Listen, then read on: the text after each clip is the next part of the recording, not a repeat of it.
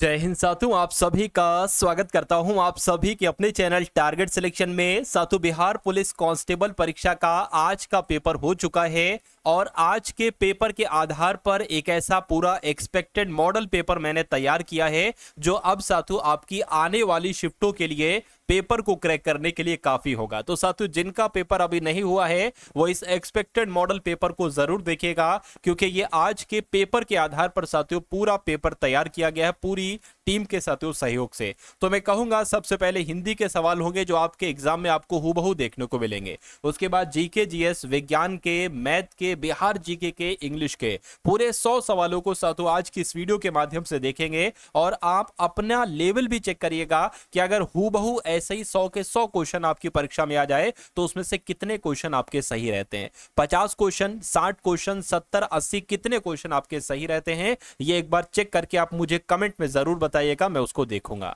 है ना। चलिए, तो पहला सवाल आपकी स्क्रीन पर है करके, जिसका संबंध आध्यात्म से हो उसके लिए एक शब्द क्या होगा, तो उसको आध्यात्मिक कहा जाता है। आंसर जिनका ऑप्शन नंबर ए है तो बिल्कुल करेक्ट है। उसके बाद देखिए साथियों, हमें अनाथ बच्चों की मदद करनी चाहिए, रेखांकित शब्द का विलोम क्या होगा, यानी कि अनाथ शब्द का साथियों आपसे विलोम पूछा जा रहा है तो आपको मालूम होना चाहिए अनाथ का विलोम क्या होता है साथियों, सनाथ होता है। जिनका भी आंसर ए है तो बिल्कुल करेक्ट है। अगला सवाल देखिए करके, पक्षी दाना चुग रहा है, रेखांकित शब्द का पर्यायवाची क्या होगा, यानी कि पक्षी का पर्यायवाची आपको बताना है कौन सा नहीं है। तो देखिए, पक्षी की अगर बात करें, पक्षी को हम लोग पंकज नहीं कहते, अंडज भी कहते हैं, पक्षी को खग भी कहते हैं और पक्षी को नभचर भी कहते हैं। तो पक्षी का पर्यायवाची ऑप्शन नंबर ए वाला नहीं होगा और यही आपका आंसर हो जाएगा। उसके बाद देखिए करके, चिर और चीर इन दोनों के अर्थ आपको बताना है साथियों। इस चीर का मतलब क्या होता है, देखिए मैं कहूंगा इस चीर का मतलब क्या होता है साथियों, वस्त्र होता है। और इस चीर की अगर हम साथियों बात करें, इस चीर का मतलब क्या होता है, पुराना होता है।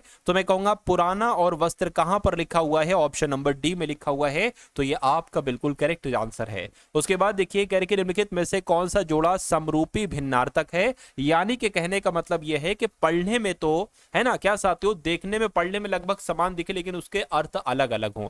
तो ये अवधि और अवधि ये वाला जो होगा साथियों, ये समरूपी भिन्नार्थक हो जाएगा। आंसर आपका ऑप्शन नंबर ए हो जाएगा। कह रहे कि निर्गुण शब्द में उपसर्ग साथियों क्या लगा हुआ है, मुझे बताइए। चलिए, तो अगर यहां पर बात करें तो इसकी संधि विच्छेद क्या हो जाएगी, निहि धन गुण हो जाएगी और इस शब्द में आपका क्या हो जाएगा, विसर्ग संधि हो जाएगी। ये भी आपसे परीक्षा में पूछा जा सकता है। उसके बाद देखिए कह रहे कि विचार में एक प्रत्यय लगाने से कौन सा शब्द बन जाएगा, तो मैं कहूंगा साथियों वैचारिक शब्द बन जाएगा। और वैचारिक शब्द कहां पर लिखा हुआ है, ऑप्शन नंबर डी में लिखा हुआ है। साथियों, आपने इस क्लास में एंट्री की है तो आप इस क्लास को बहुत तेजी के साथ देखिए, क्योंकि समय आपकी परीक्षा में कम है, इसलिए मैं बहुत तेजी के साथ साथियों इस क्लास को एंड करूंगा। कह रहे कि निम्नलिखित शब्दों में से तद्भव शब्द इसमें से बताइए मुझे, तद्भव शब्द साथियों कौन सा है। तो अगर बात करें, देखिए मुझे तो इतना पता है कि जिन शब्दों का इस्तेमाल हम सबसे ज्यादा करते हैं उनको तद्भव शब्द कहते हैं और जो तत्सम शब्द होते हैं ना, इनका इस्तेमाल हम ना के बराबर या बहुत कम करते हैं। तो मैं कहूंगा हम लोग इसमें से सबसे ज्यादा क्या शब्द बोलते हैं, मैं कहूंगा प्यासा बोलते रहते हैं, ना कि पाषाण शब्द का इस्तेमाल करते, कंकड़ का भी इस्तेमाल नहीं करते और पक्ष का भी इस्तेमाल नहीं करते। तो ये तीनों शब्द आपके तत्सम हो जाएंगे। ऑप्शन नंबर सी वाला आपका एक तद्भव शब्द हो जाएगा। उसके बाद देखिए कि निम्नलिखित में से कौन सा शब्द तत्सम है। तो तत्सम शब्द की अगर हम बात करें, क्या आपका जवाब होगा, मुझे बताइए। देखिए इसमें अगर बात करें, सांप भी अक्सर बोलते रहते, चिन्ह भी बोलते रहते, वीणा भी कहीं ना कहीं बोलते रहते, लेकिन विस्मय शब्द का इस्तेमाल हम बहुत कम करते। तो यहां पर विस्मय शब्द जो होगा यह आपका एक तत्सम शब्द हो जाएगा। उसके बाद देखिए करके, माता पिता लोहे के चने चबाकर बच्चों को पढ़ाते हैं। रेखांकित मुहावरे का अर्थ आपको बताना, यानी कि लोहे के चने चबाना, इसका मतलब क्या होता है मुझे बताइए। बहुत कठिनाई झेलना, स्पष्ट बात करना, बहुत ही विश्वास करना, बहुत ही आशा रखना। मैं कहूंगा लोहे के चने चबाने का मतलब होता है बहुत कठिन परिश्रम करना। तो यहां पर आपने देखे साथियों पूरे के पूरे आपके 10 सवाल थे हिंदी के। अब जीके के सवाल शुरू हो चुके हैं। देखिएगा साथियों कि आपकी परीक्षा में कौन कौन से सवाल पूछे जा सकते हैं।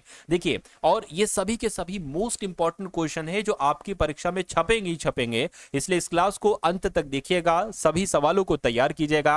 चलिए, तो कह रहे हैं कि यूनेस्को की विश्व विख्यात यानी कि रानी की वाव जो है ना, ये कहां पर स्थित है? तो ये साथियों गुजरात में स्थित है, गुजरात के पाटन में स्थित है रानी की वाव। और ये इंपॉर्टेंट इसलिए है क्योंकि यूनेस्को की विश्व धरोहर स्थलों में साथियों इसका नाम है। कह रहे कि गुरुद्वारा पंजा साहिब ये भारत के किस पड़ोसी देश में स्थित है? तो जो पंजा साहिब है ना गुरुद्वारा, ये पाकिस्तान में स्थित है। आंसर आपका ए होगा।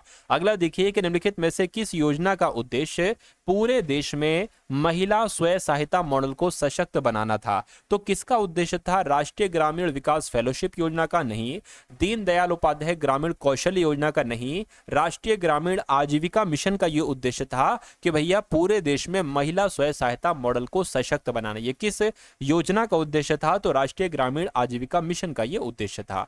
उसके बाद देखिए कि राष्ट्रीय ग्रामीण आजीविका मिशन निम्नलिखित में से किसकी सहायता से लागू किया गया था? तो ये साथियों वर्ल्ड बैंक यानी कि विश्व बैंक की सहायता से लागू किया गया था। ये आपको याद रखना है। अच्छा, विश्व बैंक की अगर बात करें या वर्ल्ड बैंक की अगर बात करें, इसका मुख्यालय कहां पर स्थित है? एक बार मुझे आप लोग कमेंट में बताइए साथियों, क्या मैंने आपसे पूछा है, क्या आपका आंसर होगा। उसके बाद देखिए कह रहे कि कलिंग युद्ध की हिंसा को देखकर प्रतिशोध लेने की सोच रखने वाले सम्राट अशोक का हृदय परिवर्तन हुआ और वे एक स्थिर चित्त एवं शांतिप्रिय सम्राट और किसके अनुयायी बन गए? यानी कि आपसे पूछा जा रहा है किसके अनुयायी वो बन गए थे अपने दिनों के अंतिम दिनों में? तो मैं कहूंगा बौद्ध धर्म के अनुयायी बन गए थे वो। अगला सवाल देखिए, दिल्ली सल्तनत की दरबारी भाषा कौन सी है? मुझे बताइए। तो दिल्ली सल्तनत की दरबारी भाषा हिंदी है, उर्दू है, फारसी है? मैं कहूंगा फारसी है, इसलिए सही जवाब आपका सी होगा। अगला देखिए, कह रहे कि दिल्ली के किस सुल्तान को इतिहासकारों ने विरोधों का मिश्रण कहा है? तो किसकी बात चल रही है? अगर आपका जवाब मोहम्मद बिन तुगलक के साथ है तो आपका जवाब बिल्कुल सही है। कह रहे कि असहयोग आंदोलन के दौरान बिहार में कृषकों का नेतृत्व किसने किया था? तो किसने किया था साथियों? स्वामी विद्यानंद जी के द्वारा असहयोग आंदोलन के दौरान बिहार में कृषकों का नेतृत्व किया गया था। यह क्वेश्चन साथियों बहुत इंपॉर्टेंट है आपके लिए, है ना। उसके बाद देखिए अगला सवाल आपकी परीक्षा से संबंधित है। देखिए ये मतलब परीक्षा इसमें आया है, अच्छा सवाल होगा।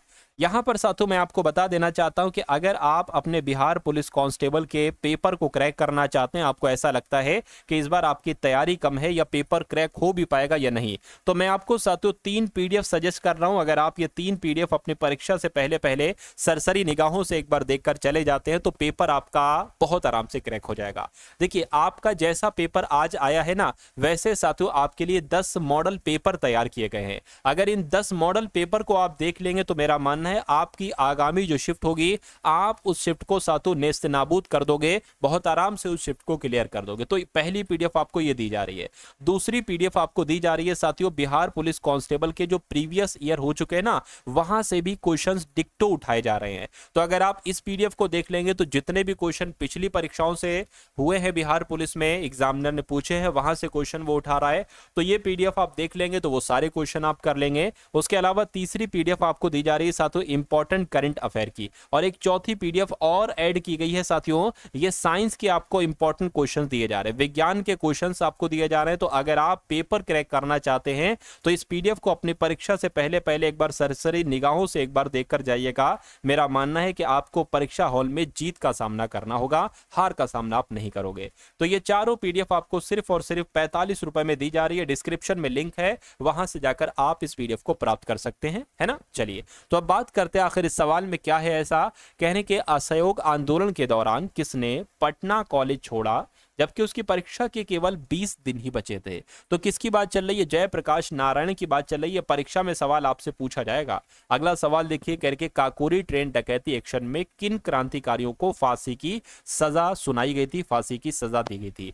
राम प्रसाद बिस्मिल, अशफाक उल्लाह खां। बिल्कुल साथियों, राम प्रसाद बिस्मिल और अशफाक उल्लाह खां को काकोरी ट्रेन डकैती एक्शन में क्रांतिकारी थी, इनको फांसी की सजा दी गई थी। उसके बाद देखिए भारतीय सुधार समिति की स्थापना किसने की थी? तो दादा भाई नौरोजी ने की थी। बिल्कुल साथियों, दादा भाई नौरोजी ने ही भारतीय सुधार समिति की स्थापना की थी। ये आप सभी लोगों को याद रखना है, आपको मालूम होना चाहिए। चलिए साथियों, उसके बाद देखिए करके कौन उग्रपंथी नेता नहीं है? तो मैं कहूंगा कौन कौन उग्रपंथी नेता है। देखिए बाल गंगाधर तिलक, लाला लाजपत राय, विपिन चंद्रपाल, ये तीनों उग्रपंथी नेता हैं, लेकिन गोपाल कृष्ण गोखले ये उग्रपंथी नेता नहीं है। अब नहीं है तो ये आपका राइट आंसर हो जाएगा। उसके बाद देखिए अगला सवाल है, आपसे पूछा जा रहा है कि उन्होंने मैजिनी, गैरीबॉल्डी, शिवाजी, महाराज शिवाजी तथा श्री कृष्ण जी की जीवनी लिखी। वे अमेरिका में कुछ समय के लिए रहे थे तथा वे केंद्रीय सभा के सदस्य भी निर्वाचित हुए थे। वो कौन थे? तो किन की बात चल रही है? लाला लाजपत राय की बात चल रही है, इसलिए आंसर आपका जाएगा ऑप्शन नंबर सी के साथ। अगला सवाल आपकी स्क्रीन पर, ये बहुत शानदार सवाल है। देखिए साथियों, रबर का उत्पादन कहां पर किया जाता है? कर्नाटक, पश्चिम बंगाल, गुजरात या केरल? तो मैं कहूंगा साथियों कि रबर का उत्पादन तो केरल में किया जाता है। कॉफी की जब हम बात करते हैं साथियों, तो कॉफी का उत्पादन कहां पर किया जाता है? कर्नाटक में किया जाता है, बिल्कुल सही। जूट की साथियों जब हम यहां पर बात करते हैं तो जूट का उत्पादन साथियों पश्चिम बंगाल में किया जाता है और कपास का उत्पादन गुजरात में किया जाता है। तो साथियों ए का 4 कहां पर लिखा हुआ है? एक तो यहां पर और एक यहां पर। और बी का 1 कहां पर लिखा हुआ है? बी का 1 यहां पर नहीं लिखा हुआ है। तो मैं कहूंगा आंसर आपका जाएगा ऑप्शन नंबर ए के साथ, यानी कि ए का 4, बी का 1, सी का 2 और डी का 3। नेक्स्ट नंबर का सवाल देखते हैं कि मिल्क मैन ऑफ इंडिया किसे कहा जाता है? तो वर्गीज कुरियन इनका नाम है और वर्गीज कुरियन को ही मिल्क मैन ऑफ इंडिया कहा जाता है। यह बात आप सभी लोगों को याद रखना है। अगला सवाल देखिए करके, इनमें से कौन गैर खाद्य फसल है? तो चारों में से कौन सी गैर खाद्य फसल है? तो मैं कह सकता हूं जो फाइबर फसलें होती हैं गैर खाद्य फसल होती है। आंसर आपका ए होगा। कह रहे कि कौन सी मिट्टी नमी धारण करने की क्षमता के लिए जानी जाती है? तो नमी धारण करने की, एक तरीके से अगर बात करें, नमी धारण करने की क्षमता के लिए काली मिट्टी जानी जाती है। ये बात आप सभी लोगों को याद रखना है। भारत की 2011 की जनगणना के अनुसार किस राज्य का जनसंख्या घनत्व 17 व्यक्ति प्रति वर्ग किलोमीटर था? तो किस राज्य की बात चल रही है? मैं कहूंगा अरुणाचल प्रदेश की बात चल रही है। अरुणाचल प्रदेश का जनसंख्या घनत्व 17 व्यक्ति प्रति वर्ग किलोमीटर था। उसके बाद देखिए 2011 की जनगणना के अनुसार किसे साक्षर व्यक्ति माना जाता है? तो किसको साक्षर व्यक्ति कहा जाता है, ये बात आपसे पूछी जा रही। देखिए 7 वर्ष या उससे अधिक आयु या व्यक्ति जो किसी भाषा को समझने के साथ पढ़ एवं लिख सकता है, बिल्कुल सही बात है। 5 वर्ष और नहीं, देखिए 7 वर्ष की शर्त है, 7 वर्ष शर्त है। अच्छा यहां पर भी 7 वर्ष लिखा हुआ है। जो पढ़ एवं लिख सकता है और मूलभूत अंक गणितीय सवालों को हल कर सकता है, ये जरूरी नहीं है। तो साक्षर व्यक्ति किसे माना जाएगा? 7 वर्ष या उससे अधिक आयु का व्यक्ति जो किसी भाषा को समझने के साथ पढ़ एवं लिख सकता है, उसको ही साक्षर व्यक्ति माना जाता है। ये बात आप सभी लोगों को याद रखना है। अगला देखिए कह रहे कि बेसाल्ट लावा कहां पाया जाता है? तो बेसाल्ट लावा साथियों दक्कन ट्रोप में पाया जाता है। राइट आंसर आपको ऑप्शन नंबर ए होगा। उसके बाद देखिए कह रहे कि बागानी कृषि के तहत श्रीलंका में पहली बार किस फसल की खेती की गई थी? तो किस फसल की खेती की गई थी? अगर आपके एग्जाम में ये सवाल आ जाए तो कॉफी की खेती की गई थी, ये आपको याद रखना है। अगला देखिए कह रहे कि पेम्बा द्वीप निम्नलिखित में से किसकी खेती के लिए प्रसिद्ध है? तो ये साथियों लौंग की खेती के लिए प्रसिद्ध है। पेम्बा द्वीप जो है ना, ये लौंग की खेती के लिए प्रसिद्ध है। उसके बाद देखिए कहा जा रहा है कि विश्व में हरित क्रांति के जनक कौन है? तो साथियों इनमें से कौन हरित क्रांति के जनक हैं? इनका नाम है नॉर्मन ई बोरलॉन्ग, और नॉर्मन ई बोरलॉन्ग ही साथियों हरित क्रांति के जनक हैं। अगला देखिए राज्यसभा के कितने सदस्य प्रति 2 वर्ष के बाद अवकाश प्राप्त कर लेते हैं? तो कितने सदस्य? मैं कहूंगा 1/3 सदस्य साथियों हर 2 वर्ष के बाद अवकाश प्राप्त कर लेते हैं, यानी कि रिटायर हो जाते हैं। इसलिए सही जवाब आपका ए होगा। अगला देखिए राज्यसभा को भंग करने का अधिकार किसके पास है? देखिए ये एक स्थायी सदन है ना, इसलिए इसको कभी भंग नहीं किया जा सकता। राइट आंसर आपको ऑप्शन नंबर डी होगा। अगला सवाल कह रहे कि स्वतंत्र भारत में योजना बनाने का विचार कहां से लिया गया था? तो कहां से लिया गया था साथियों? बॉम्बे प्लान से लिया गया था, बिल्कुल सही। स्वतंत्र भारत में योजना बनाने का विचार बॉम्बे प्लान से ही लिया गया था। कह रहे कि किस पंचवर्षीय योजना के अंतर्गत समाज के समाजवादी ढांचे की स्थापना का संकल्प लिया गया था? तो मैं कह सकता हूं दूसरी पंचवर्षीय योजना के अंतर्गत समाज के समाजवादी ढांचे की स्थापना का संकल्प लिया गया था। अगला सवाल के निम्नलिखित में से कौन सा भारत में सतत विकास लक्ष्यों के कार्यान्वयन के लिए एक नोडल संस्था है? तो किस संस्था की बात चल रही है? मैं कहूंगा नीति आयोग की बात चल रही है। नीति आयोग आपके सवाल का बिल्कुल सही जवाब है। कह रहे कि अटल पेंशन योजना लाई गई। तो अटल पेंशन योजना कब आई? क्या 9 मई 2015 में आई? बिल्कुल साथियों 9 मई 2015 को ही आई अटल पेंशन योजना। अच्छा सवाल है, आ सकता है। अगला देखिए कह रहे कि मनरेगा का उद्देश्य निम्नलिखित में से क्या नहीं है? तो मनरेगा के उद्देश्य क्या क्या है? एक वित्तीय वर्ष में 100 दिनों तक का कुशल श्रम प्रदान करना, यह मनरेगा का उद्देश्य है। या उसके अलावा उत्पादक परिसंपत्तियों का सृजन करना, जीविका निश्चितता को बढ़ाना, महिला सशक्तिकरण को सुनिश्चित करना।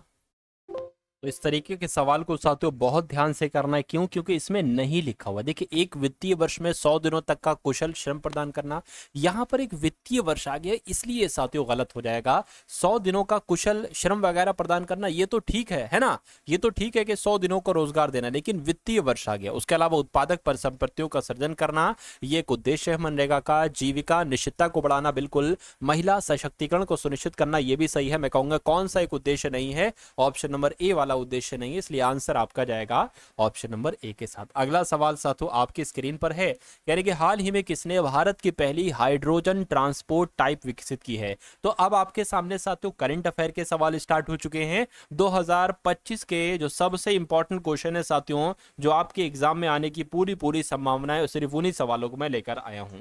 तो भारत की पहली हाइड्रोजन ट्रांसपोर्ट पाइप विकसित की है, किसने विकसित की है? टाटा स्टील के द्वारा विकसित की गई है। आंसर आपका सी होगा।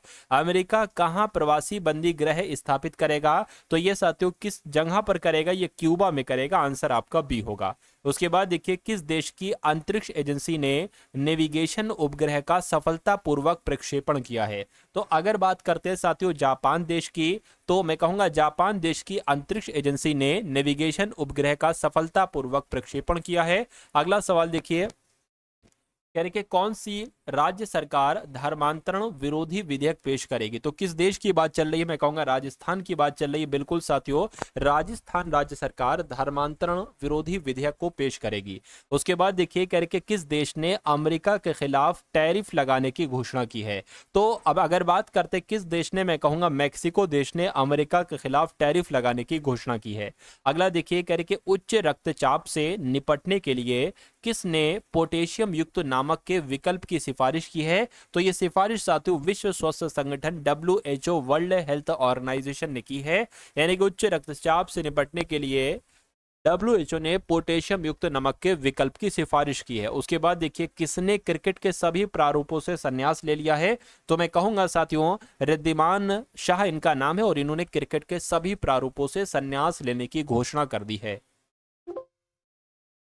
हाल ही में ओकोसेरसियासिस को खत्म करने वाला कौन अफ्रीका का पहला देश बना है? तो मैं कहूंगा नाइजर देश बना है। नाइजर आपके इस क्वेश्चन का बिल्कुल सही आंसर हो जाएगा।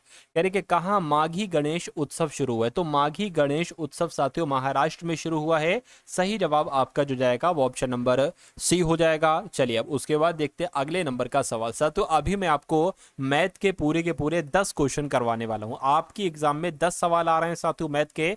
तो कैसे मैथ के 10 सवाल आ रहे हैं ये भी आप लेवल चेक करिएगा कि ऐसे सवाल आपकी भी शिफ्ट में आएंगे, क्या आप उन शिफ्ट के सवालों को कर पाते हो या दिक्कत कर जाते साथियों वो सवाल। तो सारी चीजें देखिएगा। इंग्लिश के भी साथियों मैं पूरे के पूरे 10 क्वेश्चन लेकर आया हूं, तो सारी चीजें देखिएगा। अभी तो 50 सवाल हुए हैं, 50 सवालों का और सफर आपको तय करना है अगर आप वाकई में इस बार वर्दी लेना चाहते हैं बिहार पुलिस कांस्टेबल की परीक्षा में। चलिए तो कहने के यूरोपियन आउटडोर चैंपियनशिप में भारत के तेजस शिरसे ने कौन सा पदक जीता है? तो इन्होंने रजत पदक जीता है। आंसर आपका जाएगा ऑप्शन नंबर ए के साथ। उसके बाद देखिए, शास्त्रीय संगीत कार्यक्रम हर कंठ में भारत ये कहां शुरू हुआ है? तो ये कार्यक्रम साथियों नई दिल्ली में शुरू हुआ है, हर कंठ में भारत। उसके बाद देखिए, कह रहे कि किस देश में श्वसन संक्रमण के 1,33,635 मामले दर्ज किए गए हैं? तो ये साथियों रोमानिया में हुआ, यानी कि रोमानिया देश में श्वसन संक्रमण के 1,33,635 मामले दर्ज किए गए हैं। उसके बाद देखिए, किस देश ने बांग्लादेश, अल्बानिया और जाम्बिया के लिए विकास सहायता कार्यक्रम खत्म करने का फैसला किया है? तो अगर बात करते हैं साथियों स्विट्जरलैंड की, तो स्विट्जरलैंड देश ने ये है ना ये कार्यक्रम खत्म करने का फैसला लिया है, इसलिए आंसर आपका ऑप्शन नंबर बी होगा। कह रहे कि महिला उद्यमियों के लिए विशेष औद्योगिक मार्ग स्थापित किया जाएगा। तो कहां पर स्थापित किया जाएगा? ओडिशा में स्थापित किया जाएगा। बिल्कुल सही साथियों। अगला देखिए, कह रहे कि विभवांतर के मापन के लिए प्रयुक्त होने वाली डिवाइस इनमें से किस रूप में जानी जाती है? तो वो साथियों वोल्टमीटर तो होती है। क्या विभवांतर का जो मापन करेगी, विभवांतर को मापेगी, वो वोल्टमीटर ही तो मापेगी। अगला देखिए, अब साथियों विज्ञान के क्वेश्चन साथियों स्टार्ट हो चुके हैं। क्वेश्चन नंबर 55 से विज्ञान के क्वेश्चन स्टार्ट हो गए थे। यानी कि हमारे सौरमंडल का निकटतम तारा कौन सा है? तो इस तारे का नाम अल्फा सेंचुरी है और अल्फा सेंचुरी ही हमारे सौरमंडल का निकटतम तारा है। अगला देखिए, कह रहे कि जब रात को आकाश में चांद बिल्कुल भी दिखाई नहीं देता तो इसको क्या कहा जाता है? इसको अमावस्या कहा जाता है। क्या कहा जाएगा साथियों? अमावस्या इसको कहा जाएगा। अगला देखिए, माह के 15वें दिन चंद्रमा अदृश्य होता है। क्या साथियों? चंद्रमा अदृश्य होता है। इस दिन को किस रूप में जाना जाएगा? तो इसको साथियों क्या कहा जाएगा? ये बात आपसे पूछा जा रहा है, तो इसको साथियों अमावस्या दिवस कहेंगे, है ना। अरे इससे पहले आपने देखा सेम तो था, जब रात को आकाश में चांद बिल्कुल भी दिखाई नहीं देता तो इसे अमावस्या कहते हैं, और माह के 15वें दिन चंद्रमा अदृश्य होता है, इस दिन को अमावस्या दिवस कहते हैं। आंसर आपका ऑप्शन नंबर बी होगा। उसके बाद देखिए, आपसे पूछा जा रहा है कि कांसा मिश्र धातु है, ये तांबे और किससे मिलकर बनी है? तो तांबे और टिन से मिलकर बनी है। आंसर आपका ए होगा। कह रहे कि 18 कैरेट सोने में तांबा और चांदी जैसी अन्य धातुओं का कितना प्रतिशत होता है? तो 25% होता है। राइट आंसर आपका भी हो जाएगा। कह रहे कि एप्सम का औद्योगिक नाम क्या है ना। तो एप्सम की अगर बात करते हैं, इसका औद्योगिक नाम क्या है? मैग्नीशियम सल्फेट है। आंसर आपका ए होगा। पृथ्वी का वायुमंडल मुख्य रूप से किन दो गैसों से मिलकर बने? यानी कि जो पृथ्वी का वायुमंडल है, nitrogen oxygen, oxygen carbon dioxide, oxygen argon, nitrogen carbon dioxide, मैं कहूंगा साथियों नाइट्रोजन और ऑक्सीजन से मिलकर बना है साथियों वायुमंडल। आंसर आपका जाएगा ए के साथ, है ना। चलिए उसके बाद देखिए अगला सवाल, संतरे में होता है विटामिन सी, ए, बी। मैं कहूंगा संतरे में साथियों विटामिन ए होता है, सॉरी ए नहीं बल्कि ऑप्शन नंबर ए आपका आंसर होगा, विटामिन सी होता है। देखिए जितनी भी खट्टे चीजें हैं, जैसे कि आंवला हो गया, है ना, आंवला हो गया, संतरा हो गया, उसके अलावा नींबू हो गया, है ना, तो इन सारी चीजों में विटामिन सी होता है। ये बात आप सभी लोगों को याद रखना है। चलिए उसके बाद देखिए अगला सवाल कह रहे कि नींबू का खट्टा स्वाद इनमें से किसकी उपस्थिति के कारण होता है? तो किसकी उपस्थिति के कारण होता है? साइट्रिक अम्ल की वजह से होता है। बिल्कुल साथियों, साइट्रिक अम्ल आपके सवाल का बिल्कुल सही जवाब है। विटामिन B7 का रासायनिक नाम क्या है? अगर आपसे एग्जाम में पूछा जाए तो बायोटीन है। विटामिन B7 का रासायनिक नाम बायोटीन है। उसके बाद देखिए, पृथ्वी सम्मेलन 5 आयोजित हुआ था। तो पृथ्वी सम्मेलन 5 कब आयोजित हुआ था? 1997 में आयोजित हुआ था। राइट आंसर आपका डी होगा। कह के किस पर्यावरणविद को जल पुरुष के नाम से जाना जाता है? तो राजेंद्र सिंह की अगर बात करें, इनको साथियों जल पुरुष के नाम से जाना जाता है। चिपको आंदोलन के प्रणेता कौन थे? तो सुंदरलाल बहुगुणा की अगर बात करें तो यही साथियों चिपको आंदोलन के प्रणेता थे। Indian institute of ecology and environment ये कहां पर स्थित है? तो ये साथियों नई दिल्ली में स्थित है। आंसर आपको ऑप्शन नंबर ए होगा। उसके बाद देखिए अगला सवाल है, कह रहे कि प्रसिद्ध दीदारगंज यक्षिणी की प्रतिमा का संबंध बिहार के किस संग्रहालय से है? तो कहां से है साथियों? पटना से है। राइट आंसर आपका ऑप्शन नंबर ए होगा। अगला देखिए, प्रभावती महिला पुस्तकालय ये कहां पर स्थित है? ये बिहार में स्थित है और बिहार के पटना में स्थित है। राइट आंसर आपका डी होगा। कह रहे कि बरौनी तेल शोधक कारखाना ये कब स्थापित हुआ था? तो ये 1964 में स्थापित हुआ था। राइट आंसर आपका जो जाएगा वो ऑप्शन नंबर सी हो जाएगा। उसके बाद देखिए अगला सवाल, बिहार का प्रथम अंग्रेजी समाचार पत्र कौन सा था? इस पर समाचार पत्र का नाम क्या था? तो बिहार हेराल्ड इस समाचार पत्र का नाम था और बिहार का ये पहला अंग्रेजी समाचार पत्र था। किस राज्य ने नियंत्रित भांग की खेती के लिए एक पायलट अध्ययन को मंजूरी दी है? तो किसकी बात चल रही है? हिमाचल प्रदेश की बात चल रही है। हिमाचल प्रदेश राज्य ने नियंत्रित भांग की खेती के लिए एक पायलट अध्ययन को मंजूरी दी है। उसके बाद देखिए, कहां महिला उद्यमियों के लिए एक विशेष औद्योगिक पार्क स्थापित किया जाएगा? तो कहां पर? ओडिशा में स्थापित किया जाएगा। आंसर आपका बी होगा। हाल ही में किसे महाकुंभ भगदड़ पर न्यायिक आयोग का प्रमुख नियुक्त किया गया है? तो किसको नियुक्त किया गया है साथियों? हर्ष कुमार को नियुक्त किया है महाकुंभ भगदड़ पर न्यायिक आयोग का प्रमुख। कह रहे कि ब्रिक्स युवा परिषद उद्यमिता कार्य समूह की बैठक की अध्यक्षता कौन करेगा? तो साथियों अपना देश भारत करेगा। सही जवाब आपका जाएगा ऑप्शन नंबर ए के साथ। उसके बाद देखिए, सुनीता विलियम्स ने रिकॉर्ड कितने घंटे स्पेस वॉक किया है ना। क्या आपसे पूछा जा रहा है सुनीता विलियम्स ने रिकॉर्ड कितने घंटे स्पेस वॉक किया है? तो मैं कहूंगा 62 घंटे किया है। 62 घंटे आपके सवाल का बिल्कुल सही जवाब है। कह रहे कि 10वें भारत के विज्ञान फिल्म महोत्सव का उद्घाटन कहाँ किया गया है? तो साथियों पणजी में किया गया है। पणजी आपका बिल्कुल सही जवाब हो जाएगा। प्रथम रायसीना मध्य पूर्व सम्मेलन ये कहां पर हुआ है साथियों? दुबई में, नई दिल्ली में, आबू धाबी में। मैं कहूंगा साथियों आबू धाबी में हुआ है। राइट आंसर आपका जाएगा ऑप्शन नंबर सी के साथ। उसके बाद देखिए साथियों, अब आपके सामने यहाँ पर मैथ के क्वेश्चन स्टार्ट हो चुके हैं। 81 से लेकर 90 तक मैथ के क्वेश्चन होंगे और फिर 91 से लेकर 100 तक पूरे इंग्लिश के क्वेश्चन होंगे। मैं कहूंगा साथियों ये 10 सवालों को आप लोग जरूर देखिएगा। आपने बिहार पुलिस कांस्टेबल, देखिए रीजनिंग तो आना नहीं है, मैथ आना है, तो कम से कम मैथ में तो आप 10/10 का स्कोर करिएगा, है ना। चलिए अगला देखिए, कह रहे कि मजदूर ए है और मजदूर बी है, दो मजदूर हैं, कह रहे कि 3 गुना कार्य कुशल है। अच्छा, मतलब मजदूर ए जो है बी से, है ना, 3 गुना कार्यकुशल है, 3 गुना कार्यकुशल है। अगर क्षमता की बात करें तो क्षमता में इनका अनुपात साथियों 3:1 है, यानी कि अगर ए 3 काम करता है तो बी 1 ही काम करेगा। अच्छा ठीक है, कोई दिक्कत नहीं है। क्षमता की अगर बात करें फिर हम दिन, है ना, दिन उल्टा हो जाता है कि अगर ए कोई काम 1 दिन में कर रहा है तो बी उसी काम को 3 दिन में करेगा, ये हो जाता है, ये कॉन्सेप्ट होता है।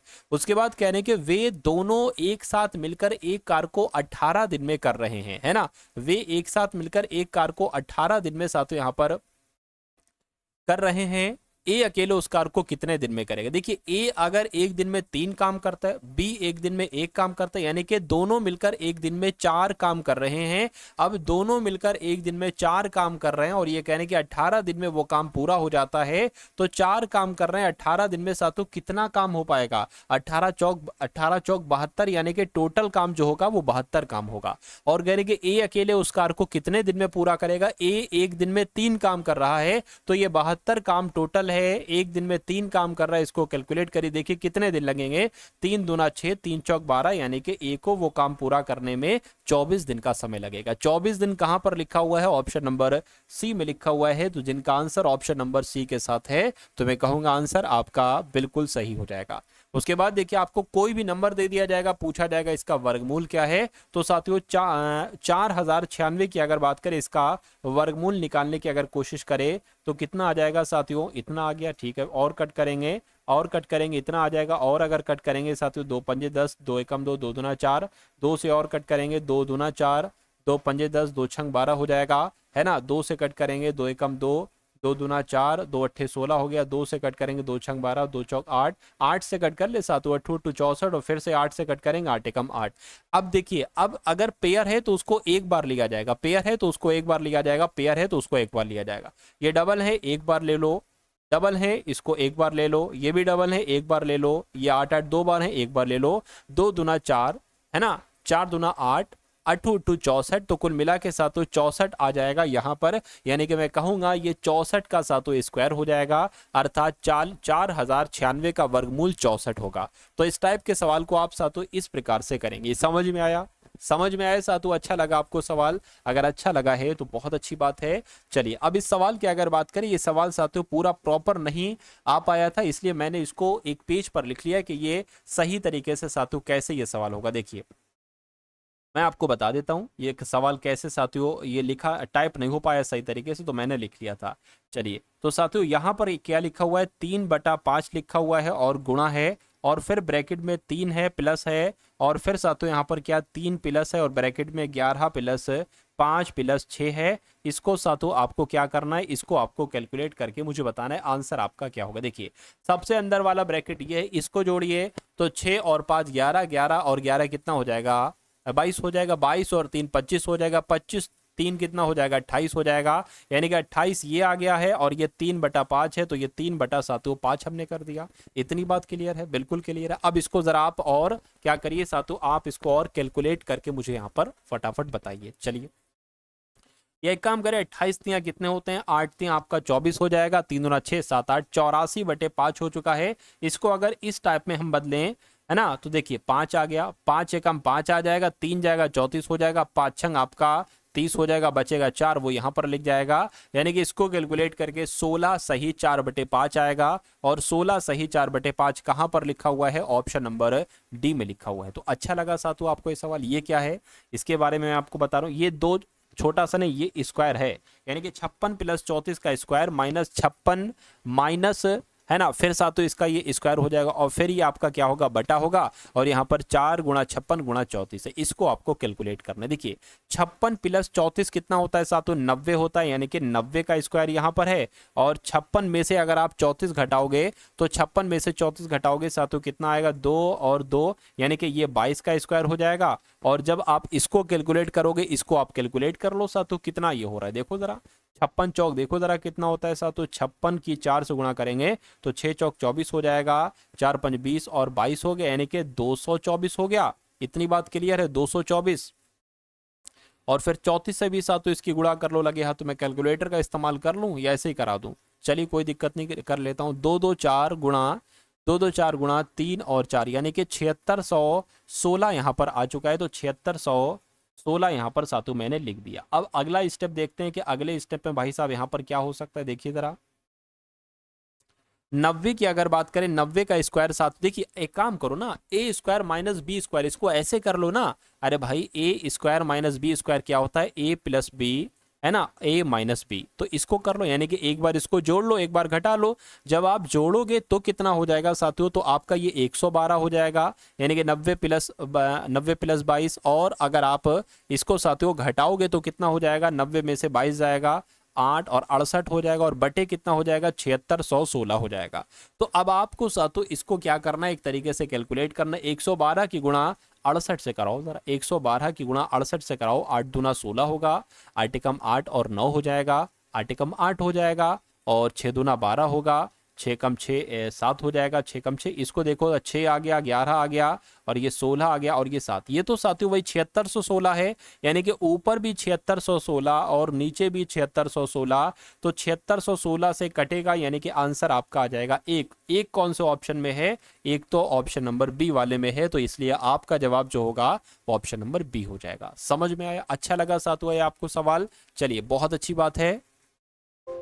एक लड़के की आयु उसके पिता की आयु से 24 वर्ष कम है, और 2 वर्ष में, यानी कि 2 वर्ष के बाद उसकी आयु उसके पिता की आयु की आधी हो जाएगी। उसके पिता की आयु आपसे पूछी जा रही है। तो मान लीजिए साथियों 2 लोग हैं यहाँ पर, कौन है, एक तो पुत्र है और इनका कौन है, इनके पिताजी हैं।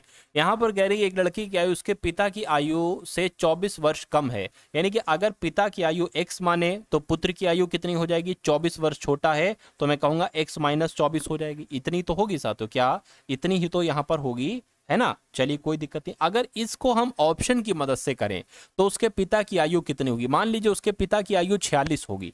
क्या होगी, उसके पिता की आयु साथियों मान लीजिए 46 होगी। चलिए कोई दिक्कत नहीं, यहाँ क्या आएगा, 46 माइनस 24 आ जाएगा। ये बात क्लियर है साथियों, बिल्कुल। अच्छा यहाँ पर एक चीज कही गई है कि और 2 वर्ष में, यानी कि 2 वर्ष के बाद उसकी आयु उसके पिता की, लड़के की आयु उसके पिता की आयु की आधी हो जाती है। अगर ऐसा है तो हमारा ऑप्शन नंबर ए सही हो जाएगा। 2 वर्ष बाद कहा गया, यानी कि 2 इसमें जोड़ो 2 इसमें जोड़ो। अगर साथियों ये आधा हो जाता है, इसका अपने पिता का आधा हो जाता है, तो ये हमारा आंसर हो जाएगा। नहीं होगा तो ऑप्शन नंबर बी वाले को क्लिक करेंगे।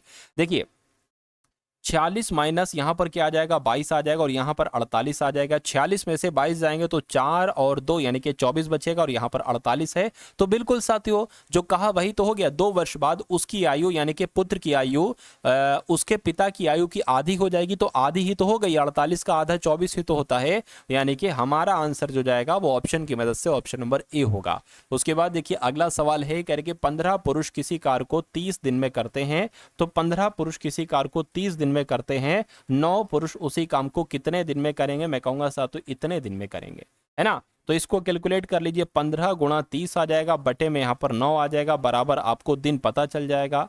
इसको देखिए 3 तिया 9, इससे करोगे 10 हो जाएगा, 3 एकम 3, 3 पंजे 15, 5 की गुणा 10 से कराइए, यानी कि 50 दिन आपका आंसर हो जाएगा। तो मैं कह सकता हूँ 50 दिन कहाँ पर लिखा हुआ है, ऑप्शन नंबर सी में लिखा हुआ है। अगला क्वेश्चन आपकी स्क्रीन पर है साथियों, देखिए इस क्वेश्चन को और बताइए मुझे आपका आंसर क्या होगा। बहुत अच्छा सवाल है ये, है ना। यहां पर साथियों कहा गया है कि 480 रुपए की एक धनराशि साधारण ब्याज की निश्चित दर पर 5 वर्ष में 600 हो जाती है। यानी कि मूलधन कितना दे रखा है, 480 रुपए दे रखा है। समय कितना दे रखा है साथियों, 5 वर्ष का समय दे रखा है। और कितनी वो धनराशि, मिश्रधन कितना हो जाता है, 600 हो जाता है। कहने कि यदि ब्याज दर में 2% की वृद्धि कर दी जाए तो ब्याज की राशि में कितनी वृद्धि हो जाएगी, ब्याज की राशि में कितनी वृद्धि हो जाएगी। तो पहले यहां पर ब्याज की दर ज्ञात को करो, यानी कि आर का मान आपको यहां पर ज्ञात करना है। आर बराबर क्या होता है साथियों, साधारण ब्याज गुणा 100/p/t। इसको आपको सातों सूत्र की मदद से आपको निकालना होगी ब्याज दर, और फिर उसमें 2% की वृद्धि कर देनी होगी। चलिए कोई दिक्कत नहीं है साथियों। आर क्या हो जाएगा, साधारण ब्याज इनका डिफरेंस होता है a माइनस पी का, तो क्या हो जाएगा देखिए जरा, 120 आ जाएगा यहाँ पर, और गुणा 100 यहाँ पर आ जाएगा। p कितना है साथियों, 480 है, और t कितना है साथियों, 5 है। इसको कैलकुलेट करा लीजिए। देखिए 0 से 0 कैंसिल, 12 एकम 12, 12 चौक 48, 4 से 100 कटेगा तो 25 आ जाएगा। यानी कि जो दर आपकी निकली है साथियों वो 25/5 निकली है, कट करोगे 5 आ जाएगा। तो कुल मिला के अगर बात करें, दर आपकी जो आई है साथियों वो कितनी आई है, वो 5% की दर यहाँ पर आई है। ये सवाल बहुत अच्छा है और बहुत अच्छे अच्छे बच्चे इस सवाल को गलत करके चले आते हैं, है ना। चलिए, तो हमें दर मालूम करना थी, दर मालूम पड़ गई। लेकिन अब यहां पर एक बात कही गई है कि अगर उस ब्याज दर में 2% की वृद्धि कर दी जाए, 5% में 2% की वृद्धि करोगे, यानी कि ब्याज दर 7% कर दी जाए तो ब्याज की राशि में कितनी वृद्धि हो जाएगी। कुल मिला के आपसे यहां पर सातों ये पूछा जा रहा है। इतनी बात क्लियर है ना। इतनी बात सातों अगर क्लियर है तो बहुत अच्छी बात है। अब उसके बाद सातों हमें क्या करना पड़ेगा, अब हम यहाँ पर सातों साधारण ब्याज निकाल ले रहे हैं, PRT/100, है ना। अब सातों इसको कैसे, देखिए साधारण ब्याज निकालेंगे तभी तो कैलकुलेट कर पाएंगे। तो नया साधारण ब्याज क्या निकलेगा, देखिए P कितना है, 480 है, 480 हो गया, गुणा R कितना है सातों, R तो अब 7% लगेगा, इसीलिए तो हमने सातों इसको निकाला। और समय कितना है, 5 है, और बटे में सातों 100 आ जाएगा। इससे ये कैंसिल होगा, है ना, ये आपका यहाँ पर कैंसिल हो जाएगा। और अगर बात करें, ये 24 आ जाएगा, 2 से कट होगा, ये कितना आ जाएगा 5, और साथों इससे अगर ये कैंसिल करेंगे, 24 सत्ते कितने हो जाएंगे यहाँ पर देख लीजिए, 24 सत्ते कितने हो जाए, 7 चौक आपका 28 हो गया, 7 दूना 14, 15 16 हो गया। यानी कि जो साधारण ब्याज निकलेगा वो 168 निकल आएगा। कितना साथों निकल आएगा, 168 निकल आएगा। तो अब भैया मूलधन कितना था, है ना, क्या साथियों, मूलधन की अगर बात करें, मूलधन कितना था, इतना था। मूलधन आपका 480 था, इसमें 168 जोड़ दीजिए, और ये 8 आ गया, ये 14 आ गया, है ना, और ये आपका 648 हो गया। और मिश्रधन कितना है साथियों, तो मिश्रधन आपका 600 है। तो कुल मिला के राशि में कितनी वृद्धि होगी, कितनी वृद्धि हुई, 600 से 48 हो गया, 600 से 648 हो गया, मैं कहूंगा 48 रुपए की वृद्धि हुई। तो यही चीज आपसे यहाँ पर पूछी जा रही थी। इस सवाल को एक बार और अच्छे से आप लोग साथियों शुरू से देखिएगा, मेरा मानना है कि ये सवाल आपकी समझ में आ जाएगा, और सवालों का सवाल अच्छे तरीके से भी आप लोग एक बार पढ़ लीजिएगा, है ना। चलिए, ये कुछ नहीं है साथियों, सवाल आपका यहां से स्टार्ट होता है। कह रही कि वह छोटी से छोटी संख्या मुझे बताइए जिसे 1549 में जोड़ दें तो प्राप्त योगफल जो है ना वो 2 से भी विभाजित हो, 3 से भी, 5 से भी, 7 से भी विभाजित हो। तो कभी भी साथियों ऐसा सवाल आ जाए तो आप हमेशा सबसे पहले इन संख्याओं की जो चिल्लर नंबर दे रखे ना, इनका आपको एलसीएम निकाल लेना होगा। तो इनका साथियों एलसीएम निकाल लीजिए, देख लीजिए यहाँ पर क्या आ जाएगा, 2 से कट कर। ये तो भैया ऐसे ऐसे नंबर हैं कि सबसे अलग अलग बार, 2 3 5 7, 2 3 6, 6 पंजे 30, है ना, 6 पंजे 30, और 30 सत्ते कितना हो जाएगा साथियों, 210 हो जाएगा। तो मैं कहूंगा एलसीएम जो निकलेगा वो कितना निकलेगा साथियों, एलसीएम आपका जो निकलेगा, एलसीएम आपका 210 निकलेगा। कितना निकलेगा, 210 निकलेगा। ठीक है, कोई दिक्कत नहीं है। अब 210 की भाग आपको देना है साथियों 1549 से, तभी तो हम साथियों वो नंबर निकाल पाएंगे जिसकी हमें जरूरत है। चलिए, कोई दिक्कत नहीं है। अब देखिए साथियों किससे गुणा करें, सत्ते से गुणा करें। देखिए 0 आ गया, 7 एकम 7 हो गया, 7 दूना 14 हो गया, कितना बचेगा 9, 14 में से 7 जाएगा, ये 79 बचेगा, है ना। तो अब अगर बात करते साथियों यहाँ पर बहुत ध्यान से इस सवाल को देखिएगा। अब 79 जो है ये हमारा साथियों शेषफल बच रहा है। तो एक काम करें, हम डायरेक्ट 210 की गुणा 8 से करा ले। 210 की गुणा जब हम 8 से कराएंगे तो हमें एक ऐसा नंबर प्राप्त होगा, है ना, जो इन सब को विभाजित करेगा, जिससे ये सारे नंबर कैंसिल हो जाएंगे। तो कराइए जरा, 8 एकम 8, 8 दूना कितना हो गया, 8 दूना 16, यानी कि 1680 हो गया। अब 1680 में से आप ये वाला नंबर साथियों घटाइए, है ना, 1680 में से आप ये वाला नंबर घटाएंगे 1549, तो कितना बचेगा 1, है ना, 1680 में से 1549, यहाँ पर 3, यहाँ पर 1, यानी कि 131 बचेगा। तो मैं कह सकता हूँ कि वो छोटी से छोटी संख्या 131 है, जिसे अगर 1549 में जोड़ दिया जाए तो जो योगफल हमें प्राप्त होगा वो 2 से काटेगा, 3 उसको काटेगा, 5 और 7 पूरी तरीके से उसको काट देगा। इसलिए आंसर आपका जो जाएगा वो ऑप्शन नंबर बी हो जाएगा। भाई बहुत बढ़िया, वेरी गुड क्लास। अगला क्वेश्चन साथियों आपकी स्क्रीन पर है, देखिए इस क्वेश्चन को और बताइए सही जवाब क्या होगा। कहने के एक गोलार्ध का आयतन एक, क्या लिखा हुआ है, 19,404 सेंटीमीटर क्यूब है, ठीक है। इसकी त्रिज्या ज्ञात कीजिए, यानी कि आर का मान आपको ज्ञात करना है। तो सबसे पहले यहां पर अगर बात करें, गोलार्ध का आयतन आपको दे रखा है। अच्छा, यहां पर गोलार्ध है ना, गोलार्ध की अगर बात करें, गोलार्ध के आयतन का एक सूत्र होता है। तो गोलार्ध के आयतन का सूत्र क्या होता है ये मैं आपको बता देना चाहता हूं, 2/3 पाई आर क्यूब। ये गोलार्ध के आयतन का साथियों सूत्र होता है, ठीक है ना। और गोलार्ध का आयतन यहां पर दे रखा है 19,404, यानी कि 19,404 बराबर क्या हो जाएगा, 2/3 पाई आर क्यूब हो जाएगा। अब आपको त्रिज्या निकालना है, यानी कि इस आर का मान निकालना है। तो कोई दिक्कत नहीं है साथियों, 19,404 बराबर 2/3, पाई की वैल्यू कितनी आ जाएगी, 22/7 आ जाएगी। और इस आर का मान साथियों यहां पर आपसे निकल आएगा बहुत आराम से, कोई दिक्कत कोई परेशानी आपको महसूस नहीं होगी, है ना। चलिए अब यहाँ पर थोड़ी सी हमको क्या, थोड़ी सी जगह की जरूरत पड़ रही है, इसलिए हम ऐसा कर लेते हैं। चलिए भाई, तो क्या कह रहे थे कि अब ये जो नीचे वाले बराबर लगाए तो क्रॉस मल्टीप्लाई होगी, 3 गुणा 7 की गुणा इससे हो जाएगी, यानी कि 19,404 गुणा 3 गुणा 7 हो गया। और बटे में क्या आ जाएगा साथियों, 2 गुणा 22 आ जाएगा। और बराबर क्या आ जाएगा, आर क्यूब आ जाएगा। ये बात आपकी समझ में आई? अगर समझ में आई साथियों तो बहुत अच्छी यहाँ पर बात है। चलिए भैया, तो अब 2 से जरा कैंसिल करिए, 2 से इसको अगर कट करिए तो 2 नीम 18 हो जाएगा, 2 सत्ते 14 हो जाएगा, 2 दूना 4 हो जाएगा। और अब अगर साथियों यहाँ पर अगर बात करें 11 से कट होगा, देखिए जरा, 11 दूना 22 और 11 कितना हो जाएगा, 11 नीम तो होगा नहीं, 11 अट्ठे 88 हो जाएगा। और अब कितना बचेगा देखिए जरा, है ना, 2 इधर चला गया, यानी कि 9 बचेगा, ये 90 हो जाएगा। 11 अट्ठे 88, 2 आ गया 22, 11 दूना 22, बिल्कुल। 2 से अगर और कट करे, 2 चौक 2 चौक और 2 एकम हो गया। तो यहां पर अगर बात करें साथियों, आर क्यूब बराबर कितना आ गया, 441 गुणा, है ना, और ये 3 सत्ते 21 यहां पर आ गया। तो अब हमें आर का मान चाहिए। अच्छा, एक बात मैं आपको बता दूं, ये 441 है ना, ये 21 का स्क्वायर है, यानी कि आर क्यूब बराबर हम ऐसे लिख सकते हैं 21 गुणा 21 गुणा 21। तो आर बराबर क्या हो जाएगा, सिर्फ 21 हो जाएगा। तो त्रिज्या आपसे पूछी जा रही थी, आर त्रिज्या होती है 21 सेंटीमीटर। आपके सवाल का बिल्कुल सही और सटीक जवाब हो जाएगा भाई, बहुत बढ़िया, वेरी गुड क्लास। ये अंतिम सवाल है, इसके बाद हम लोग इंग्लिश के क्वेश्चन देखेंगे। देखिएगा साथियों आप लोग इंग्लिश के क्वेश्चन कैसे मैं आपको समझाता हूं। कहने कि एक समबाहुभुज का आंतरिक कोण 180 डिग्री है, तो समबाहुभुज की भुजाओं की संख्या कितनी होगी। बहुत अच्छा सवाल है। देखिए, समबाहुभुज का आंतरिक कोण की अगर बात करें, समबाहुभुज का आंतरिक कोण 108 डिग्री है ना, क्या है साथियों, 108 डिग्री है। चलिए कोई दिक्कत नहीं है।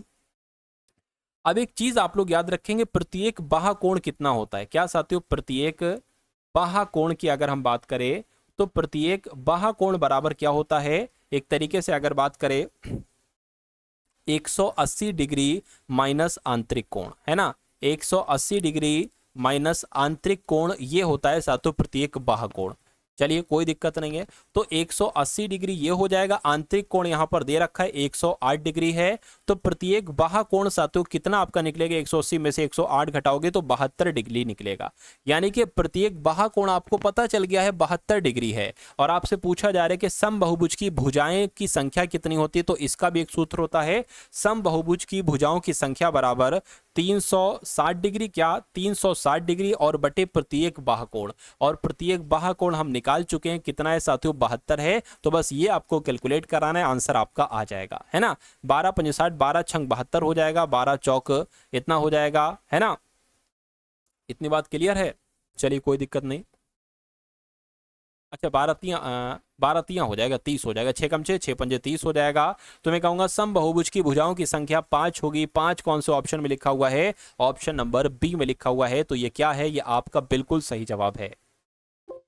तो यहाँ पर साथियों मैथ के क्वेश्चन आपके खत्म हो चुके हैं और इंग्लिश के क्वेश्चन साथियों आपके स्टार्ट हो चुके हैं। तो पूरे के पूरे 10 क्वेश्चन आप लोग देख लीजिए इंग्लिश के। चलिए, तो कह रहे कि select the most appropriate option to fill in the blank, यानी कि she gasped her breath, surprise by the suddenness of the question, यानी कि जो क्वेश्चन था वो सडनली पूछ लिया गया अचानक से, तो वो क्या हो गया, वो सरप्राइज हो गया, एकदम चौंक गया, है ना। तो क्या हो गया साथियों, शी हर ब्रीथ, यानी कि उसकी सांसें कहीं ना कहीं जो है ना तेज हो गई, एक तरीके से कह सकते हैं, या वो अपनी सांसों को एक तरीके से पकड़ने लगा, ये हम लोग कह सकते हैं। तो यहां पर जो आना चाहिए वो कॉट आना चाहिए, शी कॉट हर ब्रीथ, है ना, उसने अपनी सांसों को पकड़ा, surprise by the suddenness of the question. तो कुल मिला के आंसर आपका जो जाएगा वो ऑप्शन नंबर बी होगा। उसके बाद देखिए कह रहे द म्यूजिक ब्लेयर्ड आउट, म्यूजिक की आवाज बहुत तेज हो गई, एंड वॉज इम्पॉसिबल, और असंभव हो गया था, टू हैव ए कन्वर्सेशन, बातचीत करना बहुत मुश्किल हो गया था, असंभव हो गया था। तो यहां पर आपसे कुल मिला के पूछा जा रहा है कि दिक्कत कहां पर आ रही है, मुझे बताइए। चलिए देखिए यहां पर अगर बात करें and impossible to have a conversation, ये वॉज की जरूरत यहां पर नहीं पड़ेगी, अननेसेसरी है, तो दिक्कत यहां पर है वॉज में, तो ये आपका आंसर हो जाएगा। उसके बाद देखिए साथियों यहां पर अगर बात करें ट्रीचरस की, अगर बात करें ट्रीचरस का आपसे सिनोनिम यहां पर पूछा जा रहा है, तो सबसे पहली बात अगर बात करें, देखिए जो विश्वास को तोड़ देता है, यानी कि विश्वास को एक तरीके से उसको क्या कहा जाता है, विश्वासघाती कहा जाता है, जो विश्वास को तोड़ देता है उसको ट्रेचरस कहा जाता है। अब इसका सिनोनिम आपसे पूछा गया है, तो इसका सिनोनिम क्या हो जाएगा, है ना, रिटार्ड हो जाएगा, है ना, रिटार्ड हो जाएगा। रिटार्डेड का मतलब होता है बहुत धीमा, यानी कि बहुत मंद, तो ये तो हो नहीं सकता। स्लगिश की अगर बात करें तो स्लगिश का मतलब होता है साथियों सुस्त, तो उसको तो सुस्त भी नहीं कहा जाता विश्वासघाती को, अनफेथफुल कहा जाता है, बिल्कुल सही साथियों, फेथ मतलब होता है भरोसा, और जो भरोसे को तोड़ दे उसको अनफेथफुल कहा जाएगा, यानी कि ट्रीचरस का जो सिनोनिम हो जाएगा वो अनफेथफुल हो जाएगा, ये बात आपको याद रखना है। अगला क्वेश्चन देखिए कह रहे कि ओबीडियंट का आपको यहाँ पर क्या बताना है, एंटोनिम बताना है। तो ओबीडियंट का मतलब क्या होता है साथियों, जो आज्ञा को मानता है, यानी कि उसको आज्ञाकारी कहा जाएगा, जो आज्ञा को मानता है। तो इसका एंटोनिम क्या हो जाएगा, ये आप लोग मुझे बता दीजिए, तो फटाफट बताइए। डिसओबीडियंट हो जाएगा, बिल्कुल साथियों डिसओबीडियंट आपके इस क्वेश्चन का बिल्कुल सही और सटीक जवाब हो जाएगा। चलिए अगला क्वेश्चन देखिए कह रहे कि एक डॉक्टर्स फर्स्ट कंसर्न है, यानी कि डॉक्टर की एक पहली चिंता जो होती है, उसकी जो फिक्र होती है क्या होती है, इज द हिज पेशेंट, यानी कि अपने पेशेंट की साथ फर्स्ट चिंता क्या होती है, आपसे पूछा जा रहा है। यहां पर एक खाली जगह है, वो आपको कुल मिला के बताना है। चलिए तो यहां पर साथियों वेल बेइंग आ जाएगा। वेल बेइंग का मतलब क्या होता है, भलाई होता है, यानी कि एक डॉक्टर्स की जो पहली चिंता होती है वो अपने पेशेंट की भलाई होती है, तो भलाई आपके इस क्वेश्चन का बिल्कुल करेक्ट आंसर हो जाएगा। उसके बाद देखिए अगला क्वेश्चन है कह रहे कि टू लैंड ए जॉब, तो टू लैंड ए जॉब ये एक ईडियम है, मुहावरा है, इसका मतलब क्या होता है ये आप लोग मुझे बता दीजिए। टू लैंड ए जॉब का मतलब होता है साथियों किसी चीज को किराए पर लेना, क्या साथियों, किसी चीज को किराए पर लेने को कहा जाता है टू लैंड ए जॉब। अब यहां पर अगर बात करें इसका मतलब क्या हो जाएगा, टू प्लग द लैंड नहीं, डिसमिस नहीं, फार्मिंग नहीं, टू बी हाइड, तो टू बी हाइड, हायर का मतलब भी वही किराए पर लेना होता है, तो आंसर आपका जाएगा ऑप्शन नंबर डी के साथ। अगला क्वेश्चन फिर से ईडियम है कह के ड्रैग वंस फीट, तो ड्रैग वंस फीट की अगर हम बात करें तो इसका मतलब क्या होता है, कुल मिला के आप लोग मुझे बता दीजिए। चलिए इसको कह सकते हैं साथियों कुछ बहुत स्लो स्लो आप काम करना, है ना, तो आप कुछ ऐसा कर रहे हैं जो बहुत स्लो स्लो है, यानी कि do something deliberately at a slow pace, बिल्कुल सही साथियों, ये आपका आंसर हो जाएगा। अगला क्वेश्चन आपकी स्क्रीन पर है, देखिए और बताइए आपका जवाब क्या होगा। कहने के वन वर्ड सब्स्टिट्यूशन है यहाँ पर, देखिए एक सेकेंड, हाँ अब आपको अच्छा दिख रहा हो, कह रहे कि one who has fixed opinions and beliefs, यानी कि एक ऐसा बंदा जो अपने ओपिनियंस को बिलीव्स को फिक्स कर रखा हो उसने, उसको क्या कहा जाता है, उसको ब्रॉड माइंडेड कहा जाएगा, उसको फ्लेक्सिबल कहा जाएगा, या उसको रिगिड कहा जाएगा, या अमिएबल कहा जाएगा। तो साथियों रिगिड का मतलब क्या होता है, एकदम जो उसने सोच लिया वो सोच लिया, एकदम दृढ़, है ना, उसको रिगिड कहा जाता है। आंसर आपको ऑप्शन नंबर सी होगा। अगला क्वेश्चन है कह रहे कि पर्सन, है ना, a person who physically attacks another, यानी कि एक बंदा जो दूसरे पर फिजिकल अटैक्स करता है, तो भैया उसको क्या कहा जाएगा, ये आपसे कुल मिला के पूछा जा रहा है, मुझे बताइए। चलिए मतलब एक बंदा दूसरे के ऊपर आक्रमण कर रहा है तो उसको क्या कन्विक्ट कहा जाएगा, कन्विक्ट तो नहीं कहा जाएगा, क्योंकि कन्विक्ट का मतलब होता है साथियों अपराधी घोषित कर देना किसी को, है ना, ये तो नहीं होगा।